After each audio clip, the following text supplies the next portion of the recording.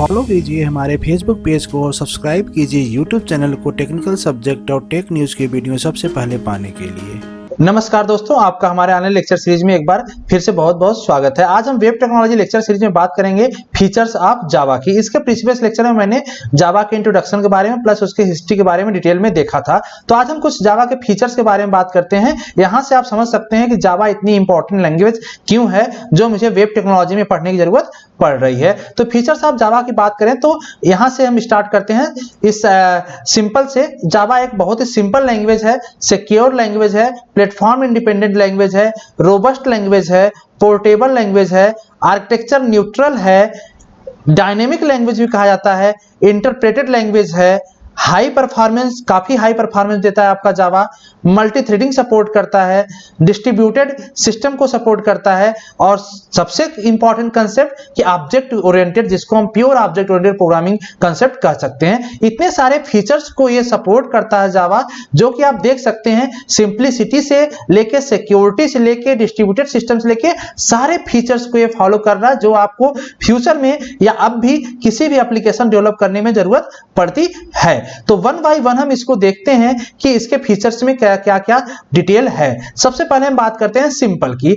Simple Java को simple क्यों कहा जाता है? क्योंकि जैसे ही आप जावा प्रोग्राम सीखना स्टार्ट करेंगे, अभी हम आगे लेक्चर में जब प्रोग्रामिंग में डिटेल में चलेंगे, तो क्योंकि आप C++ को पहले से अवेयर होते हैं, तो जावा का सिंटेक्स जो है जनरली C++ से ही मोटिवेटेड होता है। C++ के टाइम आप ऑब्जेक्ट ओरिएंटेड का भी कंसेप्ट से अवेयर रहते हैं, वहां पे कुछ ऑब्जेक्ट ओरिएंटेड की प्रोग्रामिंग किए होते हैं आप, तो इसलिए यहां पे इसी तरीके से आपको समझ में आ जाता है, तो इसीलिए इसको कहा जाता है सिंपल है। दूसरा एक और इंपॉर्टेंट है कि यहाँ पे जो हम C++ या C में देखते हैं पॉइंटर कंसेप्ट, क्योंकि वहां पे पॉइंटर कंसेप्ट काफी कंफ्यूजिंग और काफी टफ होता है, वो पॉइंटर कंसेप्ट यहाँ पे होता ही नहीं। तो पॉइंटर कंसेप्ट न होने से भी और एक आपको सिंपली हो गया, जिससे पॉइंटर नहीं होगा, और ऑपरेटर ओवरलोडिंग, जो कि ऑपरेटर ओवरलोडिंग भी एक ड्रॉबैक है C++ के लैंग्वेज में, जो कि जावा में नहीं होता। तो इसलिए इसको काफी सिंपल माना जाता है।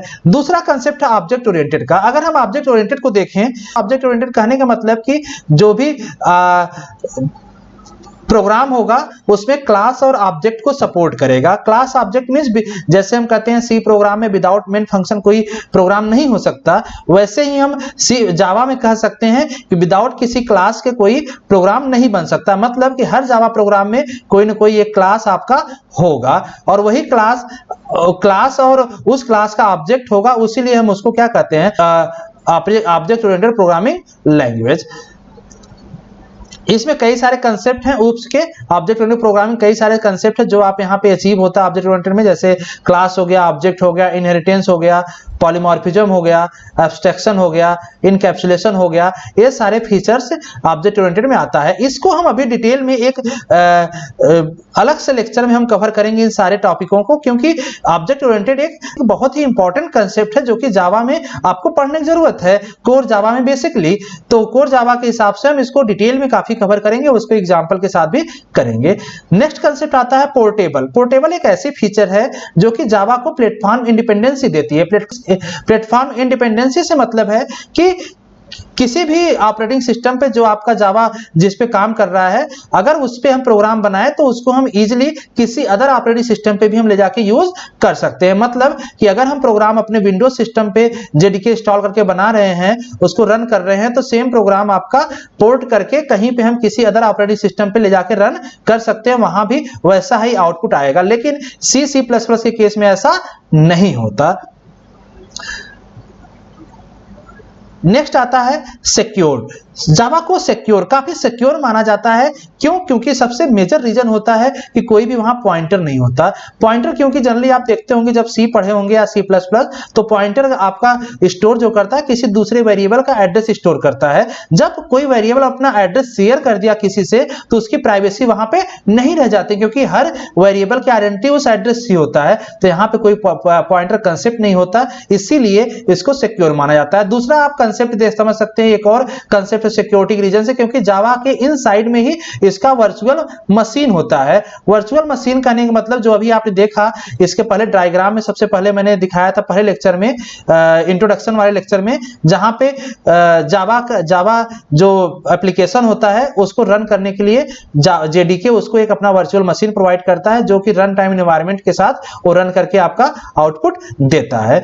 नेक्स्ट आपका फीचर्स आता है रोबस्ट। रोबस्ट का सिंपली मींस होता है स्ट्रांग। जावा को काफी स्ट्रांग माना जाता है, मींस सिक्योरिटी के पर्पज से भी काफी स्ट्रांग माना जाता है। इसका भी रीजन वही है क्योंकि जावा वर्चुअल मशीन यहां पे देता है, तो जावा वर्चुअल मशीन के थ्रू कोई भी इसको अलग से ऑपरेटिंग सिस्टम की कोई प्रॉब्लम नहीं हो पाती, अपने एनवायरनमेंट में ही रन करता है, इसीलिए इसको स्ट्रांग कहा जाता है।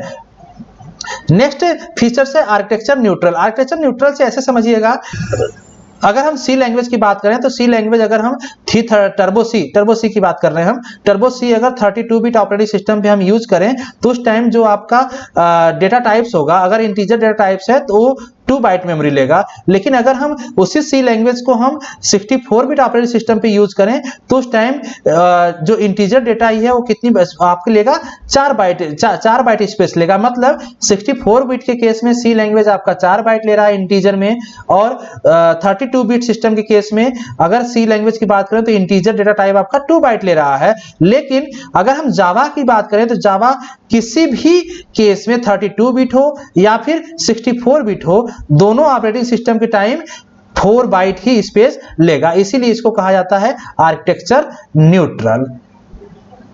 नेक्स्ट आपका है इंटरप्रेटेड। जावा आप हमेशा सुनते आए होंगे या नहीं सुने होंगे तो आप समझ लीजिएगा यहां से कि जावा एक ऐसी लैंग्वेज है जिसमें कंपाइलर भी होता है, कंपाइलर के साथ साथ इंटरप्रेटर भी यहां पे काम करता है। अब जब आप प्रोग्राम कभी रन करते हैं, जैसे सी प्रोग्राम में आप देखते होंगे, सी प्रोग्राम में एक बार आप कंपाइल करते हैं, दूसरी बार उसको रन करते हैं। लेकिन जब जावा प्रोग्राम में यही हम काम करते हैं कंपाइल और रन, तो पहले टाइम तो हम कंपाइल करते हैं, कंपाइल करने के बाद वो क्लास फाइल एक बना देता है आपका, उसी क्लास फाइल को हम बाइट कोड के नाम से भी जानते हैं। अब बाइट कोड को रन करने के लिए इंटरप्रेटर की जरूरत यहां पड़ती है, जो कि आपको रन करके आउटपुट प्रोवाइड कर देता था। इसी को हम जस्ट इन कंपाइलर के नाम से भी जानते हैं। नेक्स्ट कंसेप्ट आता है मल्टी थ्रेडिंग का। मल्टी थ्रेडिंग एक सेपरेट जावा प्रोग्राम ही है जो कि कंकरेंटली एग्जीक्यूट करता है। जैसे इसका यूज आप वहां देख सकते हैं कि कोई एक जावा प्रोग्राम है जो कि कई सारे टास्क से डील कर रही है एक साथ, तो अगर ऐसा काम कराना है आपको तो मल्टी थ्रेडिंग ही बना के ऐसा हम कर सकते हैं कि एक ही जावा प्रोग्राम कई सारे टास्क को परफॉर्म कर रही है अलग अलग, तो एक तरह से मल्टी थ्रेडिंग का कंसेप्ट यहाँ पे आ जाता है।